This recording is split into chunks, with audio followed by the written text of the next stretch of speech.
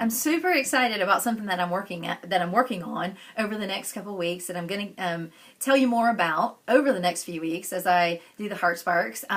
It's an opportunity for you to be able to work with me at a little bit more, at a deeper level for free, and to help you have the best year in 2018 that you've ever had. So stay tuned for more information about that because I'm really excited about something that I'm going to get out to you. So you'll hear more about that in the next couple weeks. But today I'm going to talk about something that often starts out as a major inconvenience, a frustrating experience, or a scary, painful event can often lead us to a place of deep gratitude.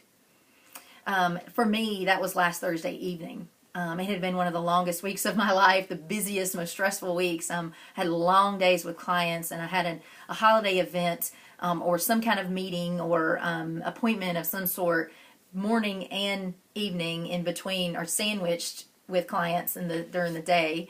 I had extra meetings, and then I had a lot of actually extra writing things and a lot of other projects that I was working on, along with emails and phone calls and the normal work stuff. So it was one of those weeks that you just try to get through and hope it ends very quickly and goes as smoothly as possible, and that nothing disrupts it. The work day on Thursday ended with a TV interview Thursday night at a local Atlanta TV station where I had been invited to share my story about God's redemption and restoration in my life, but also the work that I do now, helping other people, find the success and the satisfaction that they want in their life, and live the life of freedom and fullness that they're intended to live, and also live their win in work and in business. And then on Friday, I was supposed to be at a retreat all day for a women's business association group that I'm involved in, where I had just gotten into leadership, and so I was supposed to be at that all day Friday, and then in my day with clients on Friday evening, which was not the norm, but it was just one of those things that you had to make happen. But so last Thursday night, the interview ended very well, but it was late after dinner. And I haven't had a long week and not had much nourishment like I normally like to have. I ran into a Cracker Barrel to try to get some vegetables at least, and ate dinner there. And it came out to my car into the parking lot after dinner, ready to get home and finish some deadline assignments or deadline work that I had to get done by the next day on my computer, and forgot that my computer bag was in my car, and it was underneath 3 changes of outfits that I had to have different outfits that day for different events that I had to be at, and because I had different dress, and forgot that I left it there. And I never leave my computer in my car, but it only takes that one time, it's one time is what happened, and the computer was gone. And I just kept hoping that as I saw the window crash or shattered on the ground, I just kept hoping that whoever had broken into the car didn't see that computer. But the bag was gone, the computer that was in it was gone, even underneath the pile of clothes that were there. Yes, everything was backed up, thank goodness, but still, it's a horrible feeling, and my heart dropped into my stomach. And everything, if you've ever had that happen to you, your work, your writing, my life, it felt like everything that I had been working on was in that precious bag and on that computer. So of course I felt scared, I felt hurt, I felt violated, I felt frustrated and stupid all at the same time, blamed myself, and panicked. I thought, had everything really been backed up like I thought?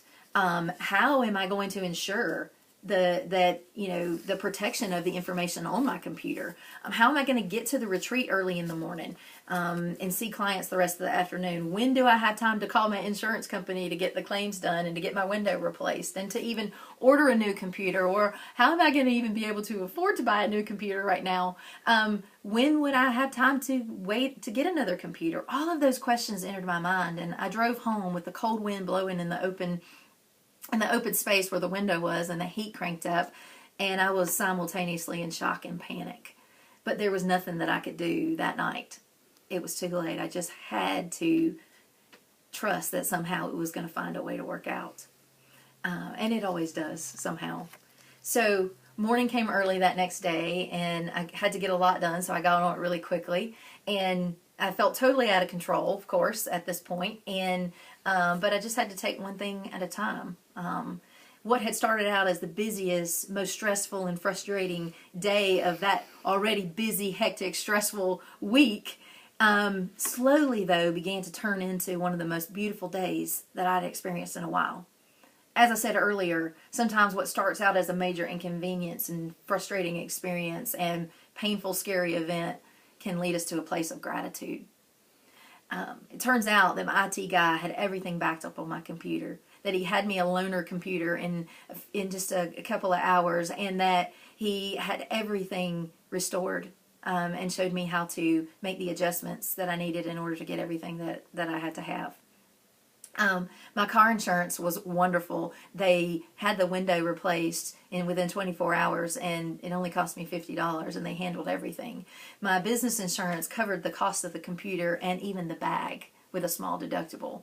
Though it took me every minute from that morning early until later that afternoon on the Friday to handle everything, I was overwhelmed with gratitude. It was perfect timing too, because I got finished with 30 minutes to spare before I was supposed to see my first client.